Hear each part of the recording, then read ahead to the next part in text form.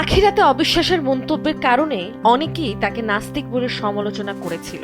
তখন তিনি এই বিষয়ে প্রশ্নের উত্তর দিতে নারাজ ছিলেন, কিন্তু সম্প্রতি ডক্টর কাশফিয়া আমিনার পডকাস্টে এসে সেই বিষয়টি নতুনভাবে তুলে ধরেছেন সাফা কবির।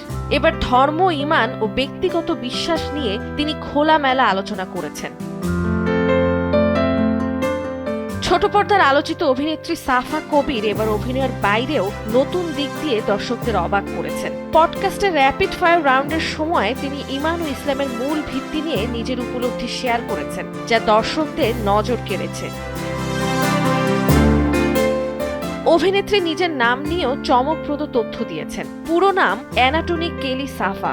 সাফা মানে পবিত্রতা ও স্বচ্ছতা, যা ইসলামের ইতিহাসে বিশেষ তাৎপর্য বহন করে। অন্যদিকে অ্যানাটনিক কেলি নামটি দিয়েছেন তার দাদা। জার্মান প্রবাসী ছেলের নাতনিকে বিশেষ কিছু নাম দিতে চেয়েছিলেন। নামের গল্প শুনে সাফা নিজেও মজার হাসি থামাতে পারেননি।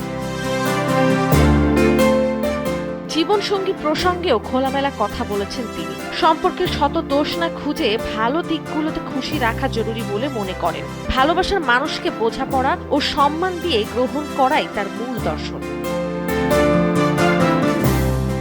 সম্পূর্ণ আলোচনায় সাফার ধর্ম সংক্রান্ত জ্ঞান, ব্যক্তিগত উপলব্ধি ও চিন্তা ভাবনা দর্শকদের মধ্যে ইতিবাচক সাড়া ফেলেছে। গ্ল্যামারের বাইরে সাফার এমন দিকটি সামাজিক মাধ্যমে প্রকাশ পাওয়ায় অনেকেই মুগ্ধতা প্রকাশ করেছেন।